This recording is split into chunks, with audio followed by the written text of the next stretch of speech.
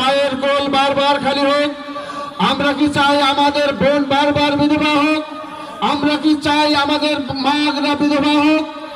আমরা চাই না। এই দেশ স্বাধীন হয়েছে 1971 সালে। 1971-এর পরে যারা ক্ষমতায় গেছে, ওই একটা কথা আছে, যায় যায় লঙ্কা তাই হয় রাবণ, কথা ঠিক কিনা? আমি একটা ছোট্ট গল্প কয়ে শেষ করব। একজন হিন্দু আর একজন মুসলমান, একজন হিন্দুর সন্তান আর একজন মুসলমানের সন্তান একসঙ্গে কলেজে পড়ে না? এইরকম দুইজনের মধ্যে বন্ধুত্ব হয়েছে, খুব মিল দুইজনের। তো দুইজনের খুব মিল, একসাথে চলাফেরা করে। একদিন এই হিন্দুর ছেলেটা পশ্চিম পাকে মুখ করে প্রস্রাব করছে। এই পশ্চিম পাশটা তো আমাদের কাবা, কথা ঠিক কিনা? পশ্চিম পাকে প্রস্রাব করছে যখন, এই মুসলমানের ছেলেটা কষি একটা থাপড় ধরে দিয়েছে।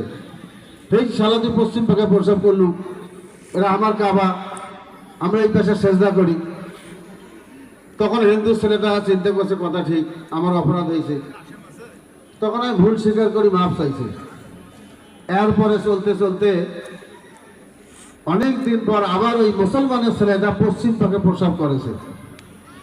হিন্দু ছেলেটা ধরছে, এই দোস্ত, সেদিন পশ্চিমে প্রস্রাব করলাম, আমাকে তুই যে থাপড়টা দিছিস তা আমি ভুল করছিলাম, আজ তুই পশ্চিম পাকে প্রস্রাব করলু।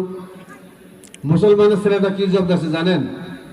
পশ্চিম আমার, আমরা যা ইচ্ছে তা করি। কথাটা বুঝে গেছে? পশ্চিম কার? পশ্চিম আমার, আমরা যা ইচ্ছে তা করি, তোর করার কোনো নাই। এই বাংলাদেশে বারবার যারা ক্ষমতায় গিয়েছে তারা এইরকম আচরণ করেছে। তারা মনে করেছে এই দেশটা আমাদের, আমরা যা করবো তাই, কারো কথা বলার অধিকার নেই, কথা ঠিক কিনা? আমরা এইরকম শাসক চাই, আমরা এইরকম শাসক আর চাই না। আমরা এমন দেশ গড়তে চাই যে দেশে আর কোনো ধর্ষণ হবে না, কোনো চাঁদাবাজি হবে না, কোনো মামলাবাজি হবে না, কোনো টেন্ডারবাজি হবে না। দেশের মানুষ শান্তিতে নিরাপদে থাকবে, এই রকম দেশ আমরা গড়তে চাই, কথা ঠিক কিনা?